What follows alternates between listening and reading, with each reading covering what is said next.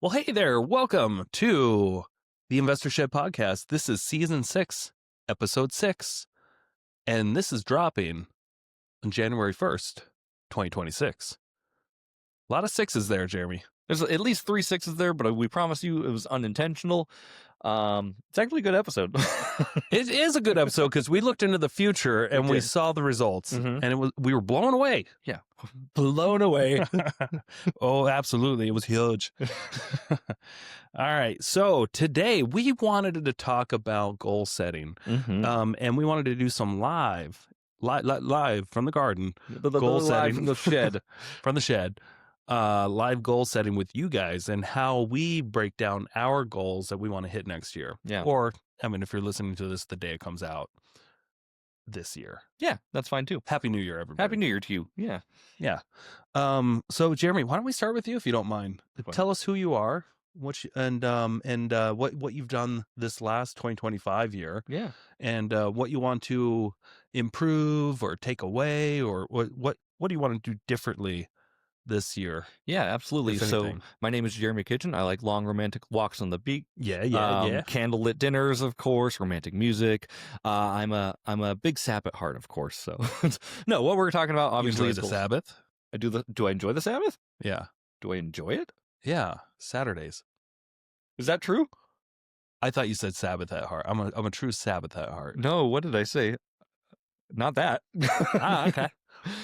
Nope. I like to throw him off. Yeah, you're pretty good at that. Anyway, what I did last year, obviously still this year if you're listening or watching to it live, I run Gingerstat Media. I do private lending out of my IRA and 401k, do a little bit of hard money lending here and there. Kind of a jack of all trades, master of none at the moment. Dang it. That's not true. You mastered your camera like crazy. Thank you. I was going to say the main niche definitely right now is the real estate photography and media business. So last year in 2025, I'd have to pull up the numbers, but I think by the time the year ends, I will be at anywhere between 140 and 160 gross. Great. So pretty good. Better than what you had a goal to hit 100. I had a goal to hit 100 last year, yes, and I came short. And you blew past it though. Yeah. Oh no, I thought you had a goal to hit 100 for 2025, and you. No. My goal for 2025 was 200. Okay. And you're so coming up short again. I'm coming up short, and that's okay. But the fact that you had that monstrous goal. Right. I think that's what happened because in 2024, I set the goal. I'm like, I want to do 100K of revenue. And I fell up short. Right. And like in my head, I'm like, I can hit that. I know I can. Right. So why don't I just double my goal and see what happens? So you expanded your universe to be able to hit that goal. Right. I still failed. This year I failed. Did you do all the actions needed to hit it? This year I failed miserably because it was lofty, but I also I just wanted to get past that 100 point. And I didn't want that $100,000 threshold breaking me back. So I wanted to put my goal even further than that so I could surpass what I thought I could do. Yeah. So in comparison to what your goal was, maybe you're not hitting it or you're failing, but in comparison to your life and like the reality of what you did to your business, pretty impressive. Yeah. If that makes sense. Yeah, absolutely. So you can always set unrealistic goals and try to hit them and see where you fall. That's one strategy. I think it's important to set kind of unrealistic goals. Yeah. You know what I mean? I don't think they should be like so lofty. Like I'm not a stupid idiot. I'm not going to say like, oh, we're going to do 10 million in revenue next year. Like I don't have the systems for that. I don't have the capacity for that. It'd be a new business. It'd be a whole new thing. Right. But the fact is like, I stretched that goal to see exactly how far I could actually stretch myself in the process. Yeah. Right. Like I think lofty goals are fine because if you just hit goals that you're just like, oh, like walk to the mailbox and get my mail once a day, like that's an easy goal to check off. You know what I mean? Yep. It just doesn't make sense. It doesn't actually give you that personal satisfaction when you hit it. So I do think it's important to hit or strive to do some lofty goals. They don't all have to be lofty. Yeah. And I do think it is important, just like you said, to have a little bit of loftier goal than what's realistic. Because I remember when I was new at goal setting, about 10-ish years ago, I sat down with this coach that Keller Williams Realty was providing us. Every week I got to sit down with this coach. And she asked me, what do you want to do production wise next year? How much money do you want to make? Yeah. And I thought of a number that was a little bit more than what I had made in the past. Sure. And I thought, it would be really nice to get up over $50,000. How about 62,500? Right, And that exactly. was the number I picked. Okay. I'm like, I want to make $62,500. Mhm. And let me remind you, I'm in real estate Right. at the time, still am. But like that goal was actually, I felt like it was a slight stretch goal for me, but I was definitely capable of doing it, Yeah. especially if I had a coach to help me with those little actions that I needed each week. So basically what we did was we took that goal. Okay, what do you got to do to make Mhm. $62,500? And it turns out it was like, you got to sell like, at the time, I don't know what it was, 12 houses or Sure. something like that. One house a month. Okay. What do you got to do to sell one house a month? Well, you got to make 168 phone calls. Was my Per month? numbers? No, yeah, Okay, yeah. I had to make 168 phone calls. So what is that? We broke that down, divided Mhm. by 4. And of course, my calculator. I always try to grab my calculator, which is my phone, but my phone is recording us Here, on the other I side of the got you. room. But I've got a calculator right here too. Alright, or whatever, Oh, use that one. that's easier. Yeah. Yeah. So basically, we took this. I knew if I made 168 attempts to reach people, Mhm. um, and actually have those conversations, it would always equate to about one sale within 6 months. Okay. So 168, divide that by, 5 days of, working days a Mhm. week, about 21 days. So I knew I had to make 8 phone calls a day. When you break it down like that, it's not a lot. No, it really wasn't. Yeah. And the problem was that way back then, I was using older numbers of when I was really kind of new, Mhm. and it took me a lot more conversations to know what to say to people or know what questions to ask for them to potentially give me an appointment with them. Yeah. And then, we took that. So that was a quicker way to just like, how many how many contacts did I needed to make a sale? But Sure. before you get to that number, you have to know how many phone calls you have to make Mhm. to reach somebody, Okay. and then how many people do you have to talk to be able to get an appointment with somebody to meet them face to face? Right. How many people do you have to meet with face to face in order to have some sort of a contractual agreement with them that you're going to be working with me as a buyer or you're Right. going to be working with me as a seller? Sure. And then how many of those contracts do I have to have for them to turn into a transaction? Right. And how many transactions do I have to have for them to actually close? Because 30% or so of those would fall apart. Right, of course. So we had to work the math way backwards of Mhm. okay, I want to sell 12 homes. So how many, you backtrack it all and do the Realistically, how math, many? Yeah, yeah. how many calls do I have to make? And at the time it was around 168 phone calls per one, and if I wanted to sell one house a month, Right. I'd have to make 8 calls a day. Okay. Did that make sense? Yeah, absolutely. I'm Yeah, obviously in and it real was all estate and in averages. sales in general, like you're gonna start with a big wide basket up top and you're gonna Yeah. funnel down into the people that actually make sense and actually convert into a sale. Of course that makes sense. Yep. So your number and when were you setting these goals? Was this like 2020 or 20? This was 2014. Do you think that goal to Um, make $62,000 a year in 2014 was a big goal, or did your coach think it was a big goal, or did she think you were kind of playing yourself down a little bit? she didn't tell me one way or another, Okay. which I respect her for that, because she didn't know. I was coming from my previous year making about $23,000. Right. Okay. Um, actually, maybe even less than that. Um, I think my first year I made about 14,000 In in real estate? Florida. Yep. Okay. And my second year I made about 20,000. Okay.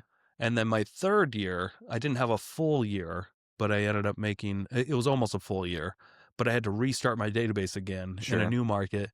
And I think I only made like 13,500 or Yeah. so. So I wanted to go from that to, well, now I have a lot under my belt. I know I'm doing this full time now. I don't have my car sales job in Right. between things. I should be able to make a respectable income of almost capping. Right. Because once you get in Keller Williams, once you get to that, you like hit that threshold where you become somewhat of a producer, Sure. but that's it.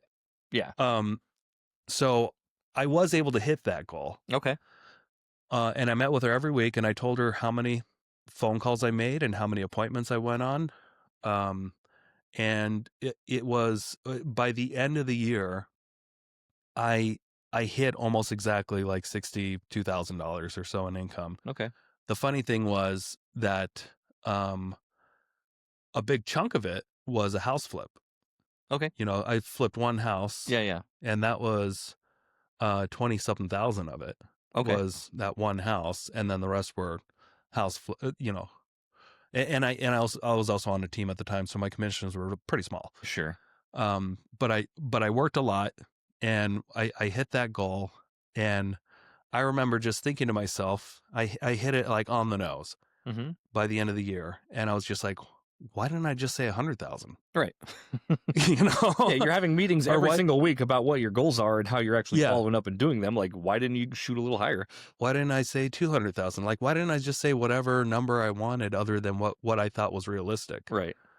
Because it turns out you can reverse engineer your goals Mhm. and do weekly actions to most likely hit those goals if especially if you have accountability. And that was the biggest Yeah. advantage I had at the time was I didn't just have a little bit of experience at that time or anything like that, but I had somebody that I met with weekly Mhm. that would hold me accountable to those actions that we broke down to a science. Yeah. Like, did you actually do that? Yes or no? If no, it was kind of a shaming moment and it Right. made me feel bad. Yeah. And we do everything for a feeling. So the next week I wanted to impress her and double it or something like that. Yeah. Of course. So that was a big learning moment was, hey, if you've got that accountability Mhm. piece with somebody, you might as well shoot for the moon. Right. Yeah. Yeah. And, um, just barely making enough to get by.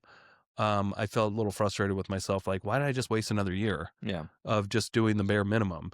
I was capable of making more than 8 calls a day. Right. And I didn't need to make 8 calls a day because my skills were getting better over time and my funnel was growing. Right. And the more you're in this business, the less calls you have to make as long as you are getting better at your job and converting higher and Yeah. faster, if that makes sense. Yeah. I So hardly make any outbound calls for like I yeah, not at all, to be honest with you. Like I've got a website that people come to, like people I don't even know go to my website and book me. And I think that's incredible. Like I've never had a conversation with them in my life. yeah, They just go straight to my website, create an account and book. And I'm like, I love this. yeah. So we all have different ways of lead Yeah, generating. yeah. That was one easy way to tell Mhm. because back in the day, 10 years ago or so, I mean, that doesn't sound like that far back in the day, but it was now. Right. The primary way of contacting or reaching out to somebody was calling them. Yeah. And now most people don't answer calls. No. Almost all calls are spam. So we have other ways of reaching out to people, but it's still the same premise. You're still making contacts with people. Mhm. You're meeting them face to face. You're getting them under contract, and you're either selling a house or you're not. So these days, the actual amount of outbound calls I make in a given day is pretty pathetic. Yeah. I mean, it's like zero Sure. most days. Yeah. But I still, on average, the last few years, I'll make about 200 grand in real estate commissions. Nice. Um, That's you personally, not your team, right? that's me personally. Yeah, that's great. So, but I'm still doing other pieces of that puzzle Yeah. to get those deals closed. Like I have other ways of, meeting people. Right. We have automated systems, and when I do meet people face to face, that's when I'm telling them, hey, you should come to our meetups or something Yeah. like that. Trying to build that funnel still, and let people know that I'm an agent and I can still help them. Yeah. It's not like I've completed, all attempts at lead generating. Right. They're just different. They are different, and you've grown your business, and I know we're talking about goal setting, but like you've grown your business into a way that you don't exactly need to be out there like on the phones every single day. You've got the business, you've got the rapport, you've got the Yeah. experience. The Experience Northwest. I see it. Oh, yeah. Yep. That's a shirt That is a shirt for the listeners. for the audio not impaired. Yeah. So you've got all this. You've got a team. You got people actually doing this work on your behalf, Yeah. So, which is Mhm. pretty cool. um, and it took a while to get there. Of course. Yeah. And I still have to show up to that business for it to function Hmm. for the most part. Right. Eventually it will go away if I just stop showing up forever. It's not at that point yet. Right. But I have other businesses that I don't have to show up to that make me money every month, and those are the rental properties and the Sure. RV park and stuff. But same, if you stop showing up to those, eventually like those would stop too. Like I know everyone wants to exit their business and thinks about like financial independence and retiring and not working on their businesses, but like you still have to work on this stuff. Sure.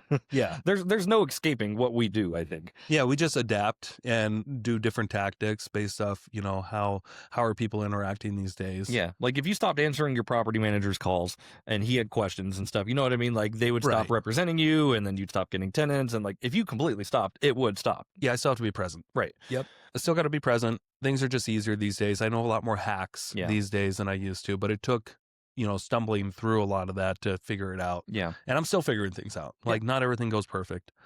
I think that's the most important thing you might ever say, by the way. Like, I'm still figuring it out. Oh yeah, and it's true. It's It true is. because I'm constantly screwing things up, and I constantly want to get into things I shouldn't, and that's just an ongoing struggle of a real estate entrepreneur. Yeah.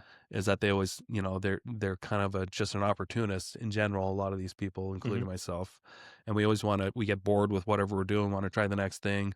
But it is nice to have your base business that you got to have some vision, or else things will perish if you don't have vision. Yeah. Which is what we're mostly talk about today. Like, okay, what do I have envisioned for this coming year with that real estate team? And I want to say, just like, obviously you said back in 2014, when you set this goal of 62,500, like you wished you should have said it more, but honestly, like, I think it took you hitting that goal to realize that. Oh, true. Like it Yeah, took it's that kind of a point to blessing be at like, the same side. like when I didn't hit 100,000 last year, I was like, oh, like that kind of sucks. Like I wasn't disappointed in myself. I'm like, I know I can do it.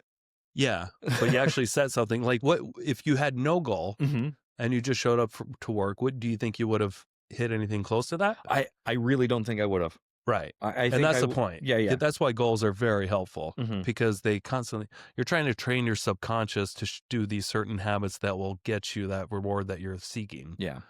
Versus just showing up with a no plan every day, because that will make someone depressed. Yeah. And no plan and just spinning your wheels all day. That's a recipe for disaster for sure. Well, and then you're a victim to distractions. Yeah. Because there's distractions everywhere you look. I mean, I'm a There's victim grenades. of distractions no matter what, to be honest with you. Like, Yeah, we it's get in your distracted. nature. Yeah. Yeah. And that's okay. More so you. Yeah. Because of your condition. That's a superpower at the same time. I can do 18 hours of work and do pretty good, or I can screw off for 18 hours. And I think, like, if I don't have work, which is really important, like if I don't have a thing to do, I will divert from the plan. Sure. Right?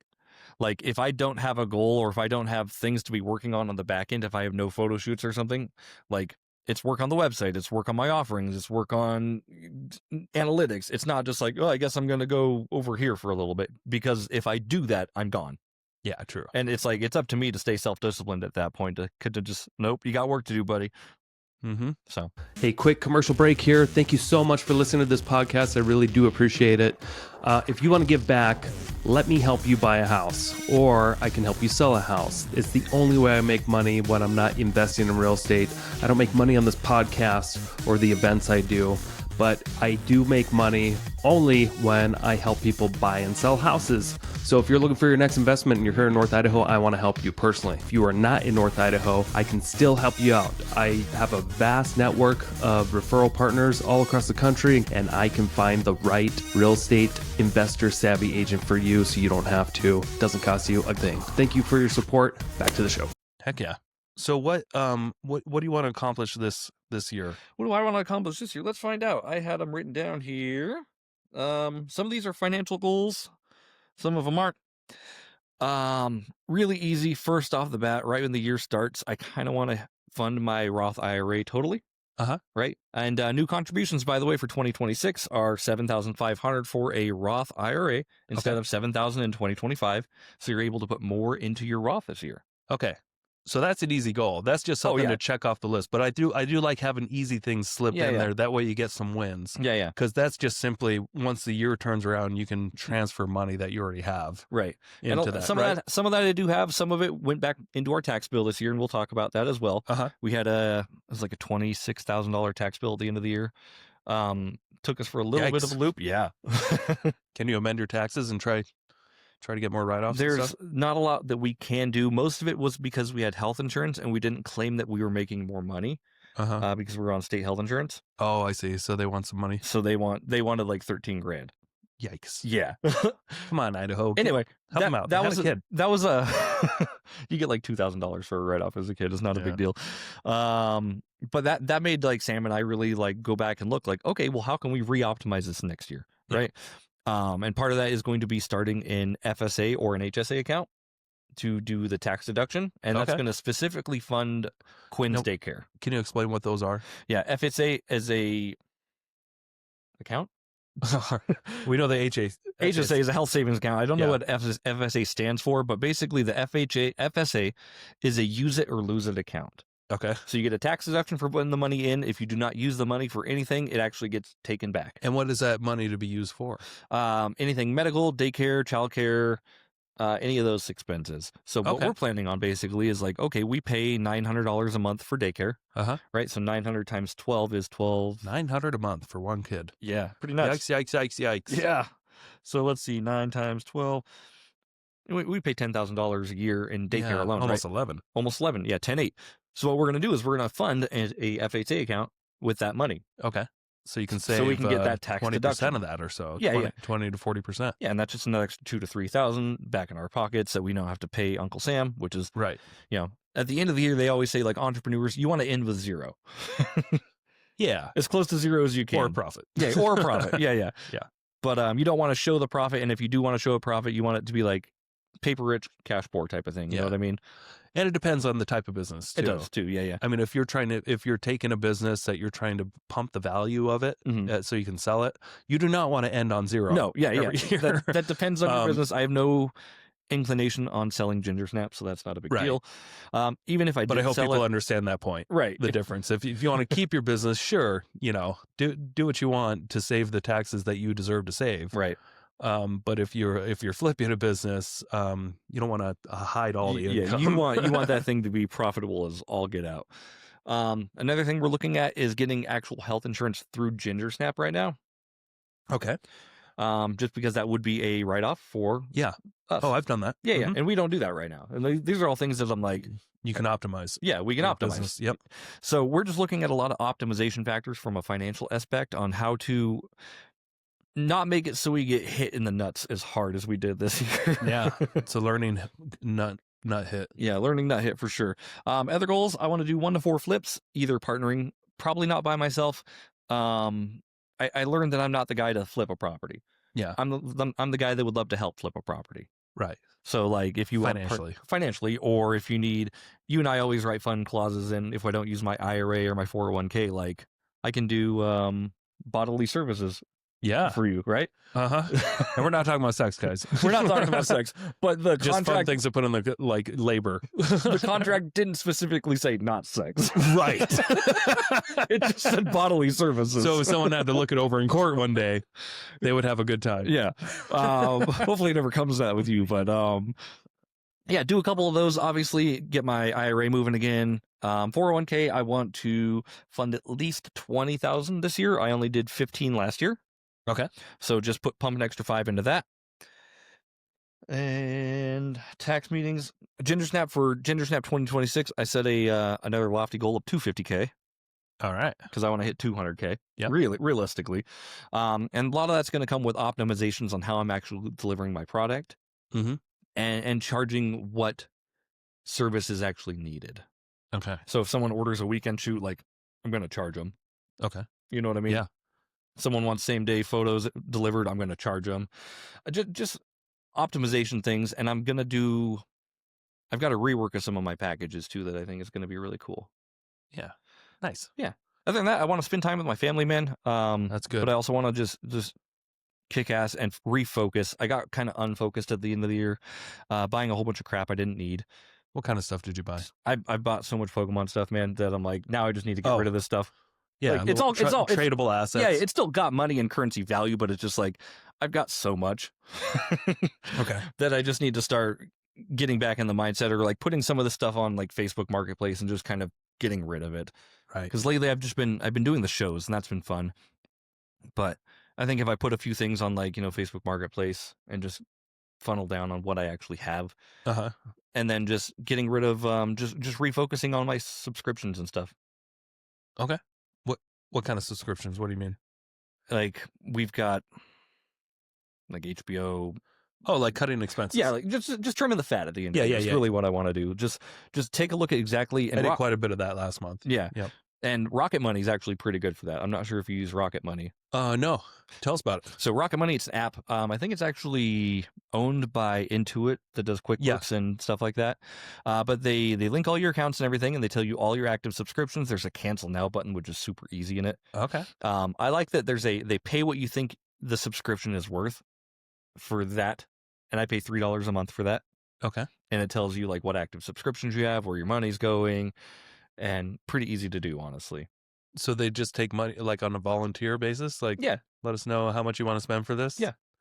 If you're like 20 cents, you think they'd let you use it? I think $3 is the minimum. Oh, okay. So But you why- can give us more. yeah, you can give us more if you want, but Interesting. I didn't yeah, know- Intuit does need more money. yeah, I mean, I give them quite a bit of money as it is, so They just started taking more money from me for my bookkeeping. I was spending about $100 a month for Yeah. a while, and then they're just like, $115 now. I'm well, just the like, price of oh, QuickBooks went up too. yeah. So, but it's like, geez, I don't even know if I got a heads up. I'm sure I did somewhere, but Yeah. it's like you can just decide to take more money. I got a heads up.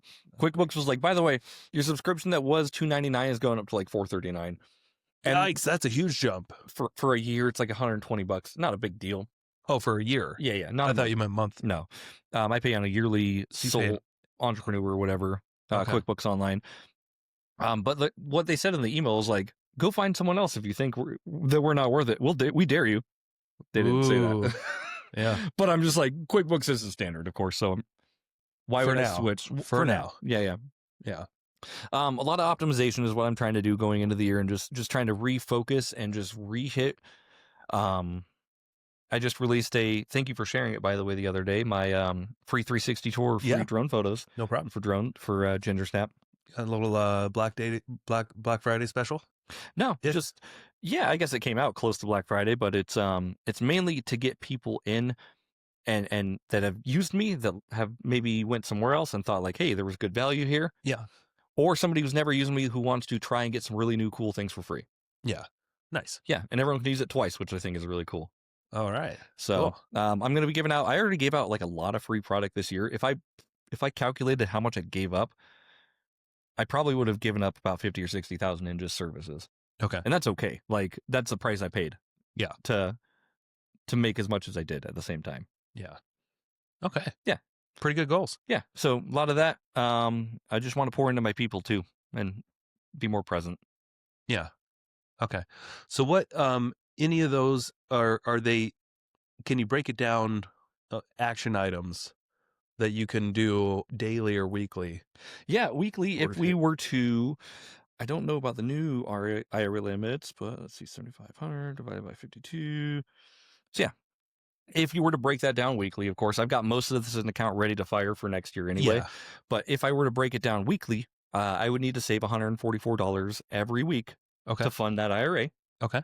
And what I think is really important about that is like I'm pre-funding that, right? So Right. like I've already basically got it covered from this year into next year, so I can just push a button and make it happen. Okay. I think that's important for me because if I don't, it'll probably go somewhere else. Yeah. You So know do you what I do mean? it pretty early in the year, or do you Yeah. like contribute monthly throughout the year? I hit it as hard as I can at the beginning of the year. Okay. And then so this year you'll be saving for the following year? Yeah. Okay. Yeah. That makes sense. Yeah, so I have automatically what happens is I think every week or every week, it's it doesn't fund the full amount, but it's $50 every week out of my checking account into my high yield. Okay. Into And then, my so that money will get yeah, rolled over. yeah, into that I have an account that's basically for my self-directed IRA account, Yeah. basically. So I don't notice it out of my paycheck, and it goes Mhm. into a high yield where it makes a little bit of interest, and then that money just sits and is ready to go.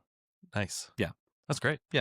401k is a little different though, because that's going to be active business income. Usually I'll take, once the business starts getting a lot of cash flow, I'll take a big chunk. I'll pay myself that account for my own contribution, and then I'll pay that for the business contribution as well. Okay. So whatever it is, I'm trying to do even contributions. Say if it's like $8,000, I'll send myself a check for $8,000. Then I'll fund my 401k with that $8,000, and then from Ginger Snap, I'll do the same thing. Yeah. Because that $8,000 from Ginger Snap is a tax write-off for the 401k. Okay. So Right on. just trying to optimize that stuff, man. Yeah. I like those accounts. I want to see those tax-free accounts grow. I do think there's a lot of power in that at the end of the day. The less I have to pay taxes and the more I'm actually able to utilize my accounts, Long-term play, of course. This is not like Yeah. get rich quick. This is, work it for 20 years and see exactly how far I can push it. Yeah. So, Nice. yeah. Okay. What about you? I've got a few. Okay. Um, I think the number one thing that's kind of on my mind lately is about a week ago, I decided to just do something fun, and I went to Grok, the AI Mhm. tool, and I logged out. What? I logged out of it to just do it as like so it doesn't know who I am. Sure. And then I asked it a question. I said, "Hey, I'm a flipper from moving to North Idaho, a house flipper, Mhm. and I want to try to find a real estate agent that's going to be able to help me that kind of specializes in investments and who's well connected. Who should I use? Mhm. You know, and maybe has a good network or blah blah blah blah blah." Trying to just wanted to see is it true like so with Google, if I type this in Google or like who's North Idaho investor friendly agent blah blah blah Mhm. blah, our team just it pulls right up. Sure. But I wanted what do AI search for Mhm. to try to get results.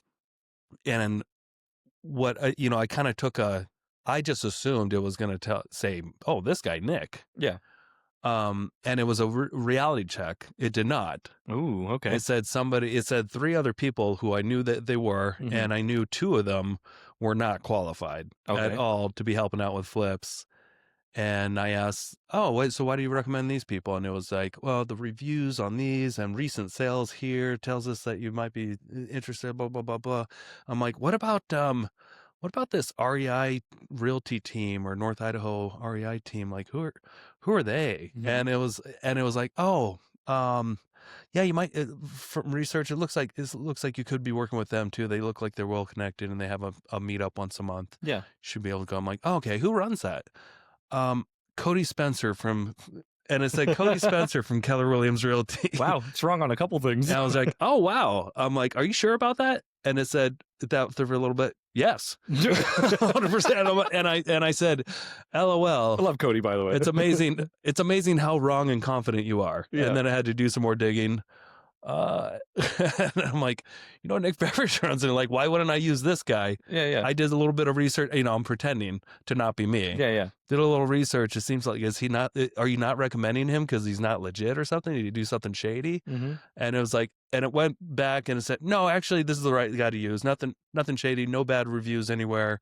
Don't find any like public lawsuits. He just seems to be really low key. And Oh, low and I key? was like, oh wow.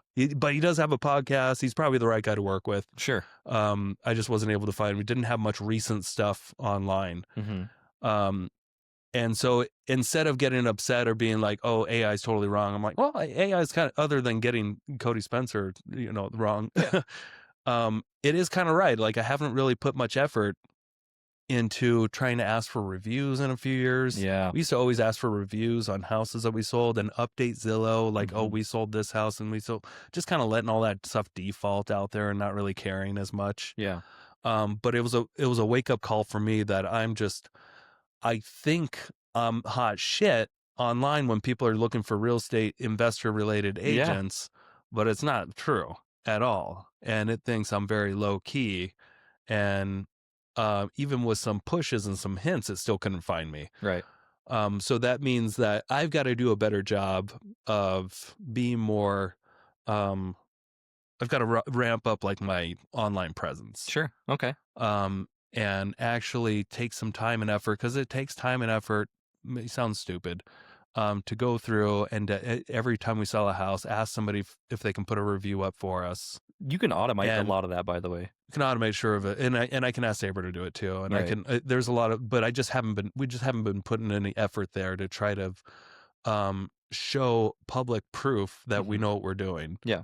And go back and go to some of the larger websites and claim our sales Yeah. that yeah we sold this, we sold this, we sold this. You should. And that kind of stuff helps the algorithm. So and it's no wonder if after I thought about it and stewed on it for a while, I just realized, oh yeah, this entire year, almost every lead that we got was spam. um, we would get a lead from our website maybe every 3 days or Mhm. so, and I would say 10 out of 10 times it was spam. Yeah. Unless they got a hold of us through other means. But like there's, I got so jaded, but I'm realizing we didn't really do anything to earn new leads Right. online or push too hard. We drop this podcast once a week Mm-hmm. by default into the ether. Yeah. We have our regular following, but we don't really do much to try to gate new listeners or Sure. new people. And I rarely ever like pitch my services. Mhm. And yeah, we still have our monthly meetups, but that doesn't really go on the internet as much as it used to. Sure. So I want to make it my number one or number two priority to be more present online, since we have a business that's kind of, everybody's going to look for their agent either by referral or look online. Yeah. And we're just missing that huge segment of the market, I think, Yeah. when it shouldn't cost much to do a lot of things that should make a big difference. Yeah. I think you're onto something there. I know you're going to continue with your list here, but I really think you're onto something with optimizing your online presence. And I told this to your brother Brandon. Like, he was like, we never get reviews, and I told him like really good advice that I'm like, shit, I should do that. But I haven't. You know what I mean? I'm like, Yeah, a what lot you of should us do. I'm like, fall victim to this. yeah, I'm really good at giving advice. I'm not good at taking my own, apparently. Yeah. Weird enough, right? Uh-huh. No, I told him, he's like, yeah, we're not getting any Google reviews. I'm like, you know what you should do? Like, after everyone gets married, you should send out like a, hey, thanks so much for joining, blah, blah, blah. Hey, by the way, if you found our event, if you found our place helpful, it would mean a lot to us if you'd leave us a 5-star review. And just send them an email after their honeymoon, right? And then if they don't answer, set off another auto drip like, hey, just following up with you, making sure you got the request for the review. Or maybe even a referral program. And he's like, that's a really good idea. Yeah. But yeah, you can just like automate that. That's a landing page. You don't even have to go crazy with that. That's an email. Yeah. That you can just template out. Sure. And I just got to figure out a way to ask for it where people actually do it. Because we've asked in the past, so many times, and then just kind of got out of the habit. But after we close a house with somebody, ask if they don't mind taking the time to send us a review, and there's absolutely, they'll get to it. Yeah. You send them the links, nothing ever happens. Yeah. Most of the time. Not every time. A lot of people put reviews up, but like, you'd be surprised how many people don't do it, including people like me. Right. Like, when people ask for reviews, it's the last thing in the world I want to do, because we're all busy. Yeah. Like, the last thing we want to do is take time out of the day to write something on the internet for somebody.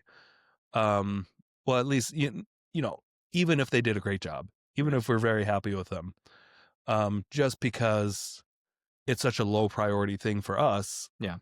But it does actually help them, or oh yeah, helps local businesses like crazy. Yeah. To have these little reviews add up over time. Absolutely. So just got to it's just a habit thing, getting back in the habit of asking it, and asking it in a way where maybe there's some incentive for them to do it. Sure. And I think another good Like, way if for you to do this, we'll send you a book or something like that. I yeah, don't know. or you work with a lot of businesses as well. So with your meetup, right? Like, a lot of businesses come. Yep. If you use their service or you do business with them, you should leave them a review, because the law of reciprocity says like they will leave you one back. Which is a great idea. Yeah. Like, you work with construction companies, financial advisors, you can review all these people. Yep. And they'll get emailed saying like, hey, you received a new review. And most of the time they will review you back at the same time. That is one of my campaigns I'm going to be running here shortly as well, about getting people to review GenderSnap Media. Yep. So I think an obtainable goal would be to try to get one person to review us online a week. Cool. And if I can actually stick to that and make that like one of my action items that I just need to complete during the week at some point, maybe try to get it out of the way on Monday or Tuesday, but just have a weekly, action item list of things that I got to accomplish this week or else. Yeah. And if I just had it very simple, just need one person to review us. Yeah. By the end of the year, that'd be 52 reviews online. Right. That's a lot. That is. That's pretty good. And that's 1 year. Yeah. So I think I'm just going to make that a goal, is to have 52 reviews. And Cool. I can always change this. That's what's great about Yeah. goals and stuff. I can adjust this up or down. Yeah, they're just beacons in the darkness for the most part. But for now, like, part of goal setting is, you can come up with it on the spot and you can Yeah. adjust it later. But if you don't have a goal, not much is going to change probably. Yeah. A goal without a plan is just a wish, right? Yeah. Yeah. Right. Yeah. Yeah. So like, if you have a goal and you're not doing Or anything it's a for it, dream. like it's a dream. Yeah. Like the whole thing that makes a goal work is you taking action towards it. Hmm. Other than that, it's just a wish in the ether. Yeah. Um, I want to talk real quick. Do you guys still do on your team? Because you guys did the coaching when I was part of the team. Yeah. Do you guys still do that coaching? Yes. Yeah, you and Joe, or just Joe mostly? So just Joe coaches with RD once Cool, a week. cool. I don't know if she coaches with Saber. I don't think so. And then Joe and I meet up once a week. It was our partnership meeting, Sure. Tuesday mornings at 9, just to go over anything that needs attention in our business that we want to talk about, or we just gossip the whole time. Yeah. But at least we do have a meetup once a week that it's always been helpful. Yeah, yeah. Do you guys have accountability towards each other, or is this just more of like a We can, yeah. conduct?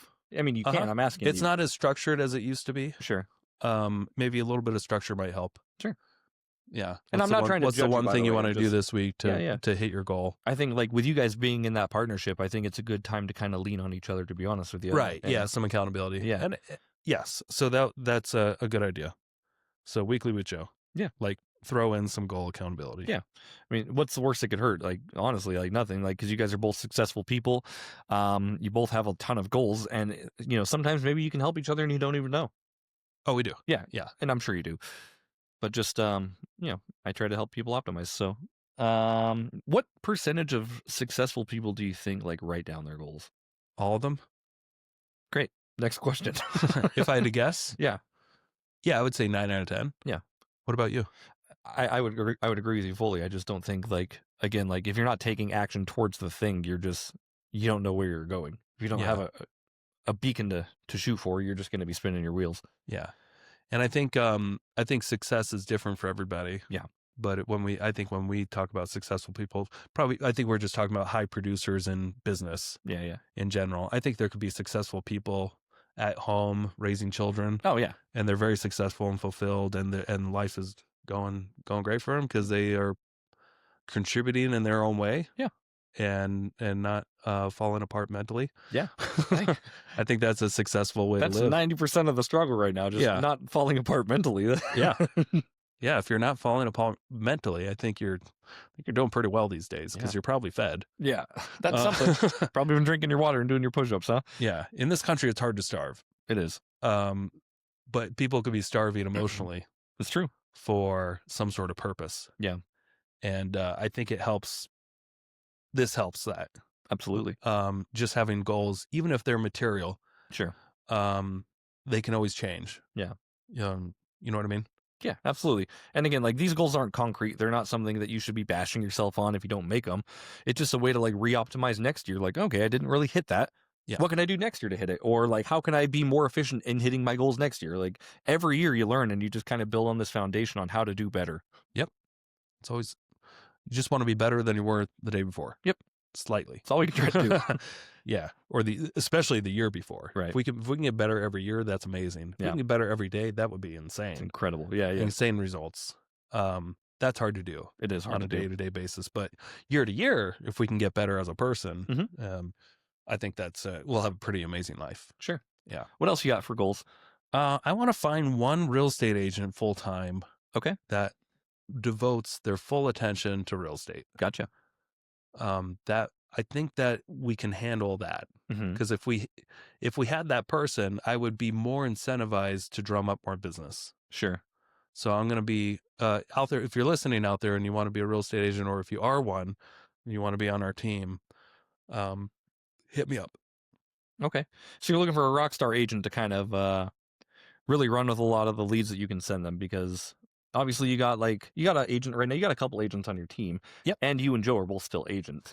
The difference is I want someone who's not distracted by other things. Sure. The agents on our team, we have a gal, Monica, who's works full time at the sheriff's department. Yeah. She's got a lot going on. We got RD, amazing agent. Yeah. He's full time, runs an electrician business, and he's killing it. Yeah. We've got Joe, who works on our team full time. She's an owner. Right. She doesn't want to go out and show houses. Right. As much as I neither do I. I feel like, but that's why you guys built the team in the first place. Yeah. But I want somebody, they don't have to be a rockstar agent. Mm-hmm. I just want them to have a rockstar mindset, of curiosity and someone who wants to just better their lives. and somebody with common sense, Sure. and somebody that fits our culture of goofiness, Yeah. maybe. Yeah. It's helpful. But that's about it. They don't have to be skilled in real estate. I think that could be learned, Right. especially for somebody who's curious, Right. and who wants to better their life, Right. um, and somebody who fits the culture. I think if those big three things, they'd be a prime candidate Yeah. for joining us. That's what I love about sales. It's a learnable skill. Like, this Yeah. is not something like people aren't just like born, like, I didn't come out of the womb like selling. Right. I came out of the womb with the same basic needs that most people did, like love, nurturing, good environment type of things. And I didn't come out of high school selling either. Yeah, It yeah. took a while to learn that skill. I still haven't like developed into the salesman that I think I need to be. Yeah. But like, I think I'm getting better almost every day. Yeah. And that's just a department of a business to bring in more business. Right. There's still more to learn Yeah. than sales. Sales is very helpful. It's such an important skill though. Yeah. But it doesn't have to be as cheesy as most people, as the public perceives it to be. Right. It doesn't have to be this constant act of desperation and car salesman, men, or like, or working in people's not their best interests. It's not like that at all Yeah. in real life. The best salespeople are the people that are looking, especially in real estate, looking out for other people's best interests. Yeah. And they are just pedal to the metal and action takers. Yeah. And they give good, solid, quick advice. Yeah. Maybe. Yeah. I love that. Yeah. Cool. So you want to find one rockstar agent? What's your plan to find it? Like, are you just ask? Gonna ask? Easy peasy. I think more. I'm just That's going not to take like a time. cool, like reverse engineer or anything. So I mean, I'm asking right now out there. I'm going to be more attentive in the office. Maybe show up to more meetings, and the people in the office that maybe want to be a part of something. Yeah. Show our meetups that we put on. We usually get 30 to 40 people that come to that. And there's always potential there. So might just ask there and just say, hey, we're looking for somebody to for a full-time position if anybody's interested. Yeah. So just got it. That seems to be the best way to go. Is just ask. I think if you manifest, instead of be quiet that, about it. Yeah. Yeah. Let people know what you're looking for, and it's like if you build it, they will come. Like, yeah, like Field of Dreams. Yeah, Kevin Costner, man. Yeah, still haven't seen that movie. Is it good? Field of Dreams? Yeah. Have you seen it? It's probably been 20 years. Oh, okay. Do I remember if it's good? No. Do I remember that line? Yes. I remember James Earl Jones in the field. That's about it. I don't know who that is. It sounds like Forrest Whitaker. Okay, you're not like you're in the realm. Yeah, people that are actors. Yeah, there's actors and they're guys. Actors, male. Yes, correct. Right. Of movies. You're checking all the boxes, buddy. Okay, cool. What else you got? Those are the big things. Those are the big things when it comes to business. Yeah. Do you have any personal goals this year? Personal goals. Yeah, personal goal. I want to finish that cabin that I started. Yeah. So, yeah, I got a cabin on a building on acreage out down south, and we just wrapped up for the winter. Cool. We'll start construction again in the spring when the weather lets off, because it's on the mountain in like a snow area. And you got stuck last time you went out there, right? I did. I got stuck in the mud last week trying to go out and just return some materials, and brought my new dump trailer. I had to disconnect from my dump trailer and leave it there. Gotcha. Okay. Yeah.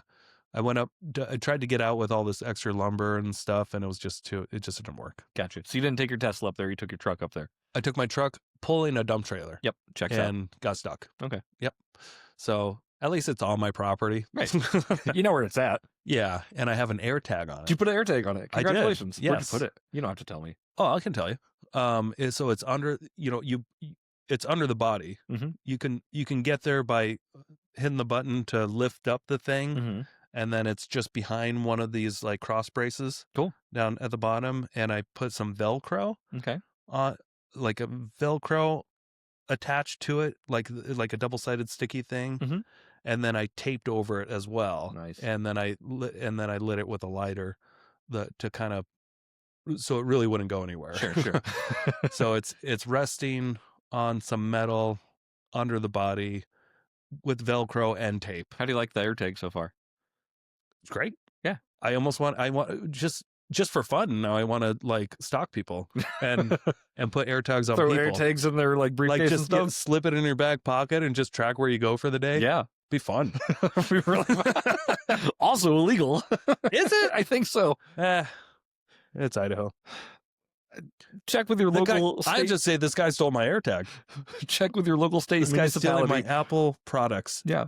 He stole it. He stole it, and I know where he is. Yeah, I'm watching him because he stole it. He sewed it into his wallet. That lady put it in her purse. Yeah, I don't know, man. Now we know where she is. Yeah. I'm just kidding. I'm just kidding. I don't really want to do that to people. I just That'd be interesting from like fun to talk about. I thought like from a spy movie perspective, like an AirTag. It's so easy to track people these days. Yeah. Yeah. You just request my location and I'll probably hook you up if you really wanted. Nah. I'd rather you not know. Okay. For fun. For fun. As a treat. Yeah. Cool. Any other how about personal goals for you? Personal goals for me, like I said, I really want to just like focus back in on my family and my relationships and giving back to the people that have given back to me. No real like reverse goal to that, but it's just more of a mindful thing of like to be connected with them. So if there's one thing that you can do, what would that be? But like take your daughter to a certain amount of swim practices or something like is there something specific? Like a date night at least once a month with Sam would be like, because we both have kind of deviated from that a little bit. Like I get busy, she gets busy, and we're both just like manically trying to survive with a 2-year-old. Okay. Just so scheduled time with my wife. So what I would recommend there is every week you have this on an ongoing weekly list to make sure that you have something scheduled for that month. I love it. With Sam. Okay. That's a good idea. Yeah. Like a Google tasks, like just a follow up. Yeah. Okay. Yeah, tasks. Just to make sure weekly, like, hey, did we schedule something for this month? Did we schedule something for this month? And then you can feel good. Like 3 out of 4 of the weeks are just, if you are good at scheduling that, then you're like, yeah, I already tackled that. Done with that. I found that to be helpful. Cool. I'll take that into consideration. I think that's a really good idea. Yeah. Everybody out there, feel free to put your goals in the comments. We know you won't. We know you but won't. You can. You are legally allowed to. And if you do, we might reach out and give you some little tips on how maybe you can hold yourself accountable for it. Yeah. Or have somebody else. And we've talked about this before on previous podcasts, but like I haven't updated mine in probably 2 years. I think that's what I'll do this year too, is update my vision board. Okay, good idea. Yeah, there's 2 big tools I want to mention before we stop this that have really helped me over the years. A vision board is one, and that's just like a cork board or something where you just have images of things that you want to get done that year, or like, you've got if you want to move and you want a picture of a house that you want to buy. Right. They're just images on a cork board of what you want to accomplish that year. Okay. Or if like with you, let's say you want to have 300 appointments by that year, then you have like 300 like on there, whatever it is, something like that. So that really helps just to like subconsciously see that every day above your desk, and like and you may not think about it, but because it's there in your vision and your subconscious, it might help you stay on track and make better decisions to make sure that you're going to hit those goals. Is your vision board updated? It is. Cool. Yep. Congratulations. And I've hit a couple already, which is cool. Yeah. I wanted to buy one more rental this year. That happened. Spent more time with Holden. I had him holding the basketball at the start of the year.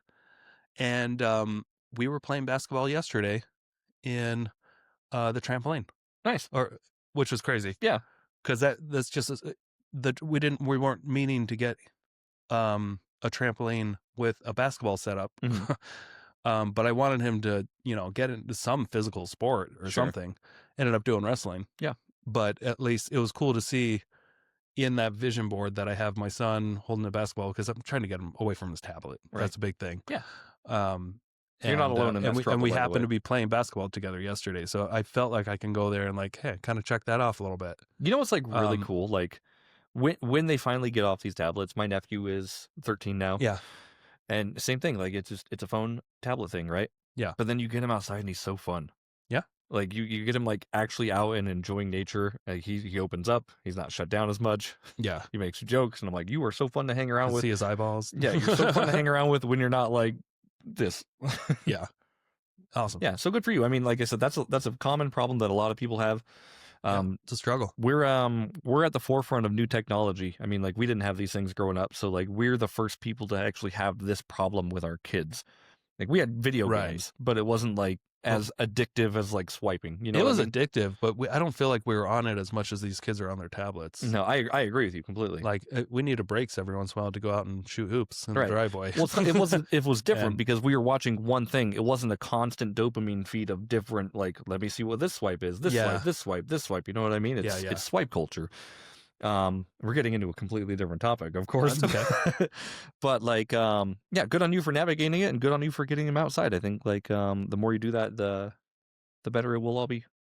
We got a long way to go That's okay. with them. That's okay. I mean, that was a half hour we were able to get them outside Yeah, yesterday. That was about it. that's okay. So pretty, yeah. That's one of the biggest issues in my life is just trying to get that kid motivated to do something, Sure. Do you guys do like and not feel like I'm like punishing him. right? Well, there's also like you can like reverse like give it like reward culture almost. You know what I mean? Like you do all these things. Go. We do everything. You can get a little bit of tablet time. You can buy your Yeah, tablet time back by contributing. sure. But It might come to that. I don't know, man. Like y'all. I'm not a parenting advice master. We all go with the flow and we all try to figure out what works as it works. Yeah. So the second thing that I was going to mention, there's two things that have Mhm. worked. The vision board's one.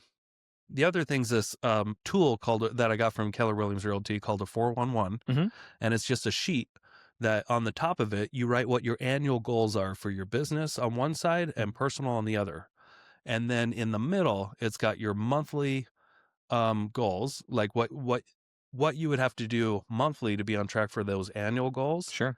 And then down below, it's weekly, and it's broken up into week 1, week 2, week 3. Mhm. And what you do, and you list on these weeks, what actions do you want to take, or what actions should you take? Sure. Action, not goals, Right. to be able to be on track for hitting that monthly target, to be on track for hitting that annual target. Sure. So it has been the handiest thing. And then if you bring that sheet to your accountability partner once a week, Mhm. and all they ask is, did you accomplish your weekly task? Right. And if not, why? Mhm.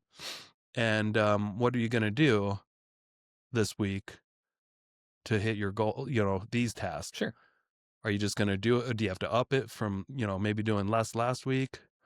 Or are you taking the week off? Like, what's going on? Right. And it's just as simple as that. But when you have somebody else to potentially disappoint next week, Mhm. um, it's amazing how your motivation will skyrocket Sure. to not disappoint people, depending on your personality. Right. But that's most people. Yeah. Yeah. Most people don't want to let people down. They'll let themselves down Yeah. all day long, Isn't that weird? and then they wonder why they have no self-confidence. um, but it's hard for us to let other people down, That's especially true. on a weekly basis. That's very true.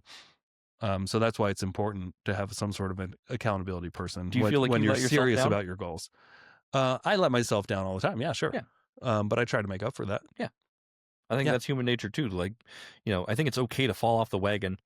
That's okay. Yeah. But like the best part is like being able to get back on and like tell yourself like, no, this is not how we're gonna do it. Yeah. But it did take me a long time to realize just how damaging it is to give yourself promises and not fulfill them. It's true. It took me a long time to realize just what that does to your self-confidence, because if you think about like who out there in your life do you really not like, Right. and why? Yeah. And it's probably because they make promises that they don't keep. They're very unreliable. Right. And the most unreliable person in your life for most people is themselves. It's true. So if you can make yourself realistic promises that you can accomplish, no matter how small they are, they can compound over time, and you can build a lot of self-confidence and become better at your job, and a better leader, a better mother, father, whatever. Yeah. Just by doing things that you told yourself that you would do. Right. And then not being careful to not let yourself down too much by over promising what you can get done. Yeah. If that makes sense. Yeah. But I also think it's that's what important to like not be too hard on yourself. Sure, but because that's why you want to if you have these big goals, it's important to break them down and chunk them into Yeah. reasonable action Yep. that you can be proud of, Mhm. even though it may seem like a small thing. Oh, I had to make 4 phone calls today. I have 8 hours to do it. I think I can accomplish that. Yeah. And then if you do it, Prove it. terrific. Yeah. Great. Better than 0. Mhm. Better than being like, I'm pretty sure to hit my goals, I have to make 20 calls today and I just don't have time. Yeah. So I'm not going to do it. Yep. Does that make sense? Little bite-sized chunks. How do you eat an elephant? One bite at a time. We've talked about that. We have talked about that. We should probably go. All right, fine. Hey, if you're still sticking around with us, thank you so much. We love and appreciate you. I am speaking for myself, not for Nick, but hopefully you feel the same way. Yeah, I don't. We got a mastermind. We got a master. That's true. I'm just gonna forget it. We got a mastermind on the school meetup. Yes, and we're having more and more people show up to them. Good. I'll start showing up then too. Yeah, good. Cool.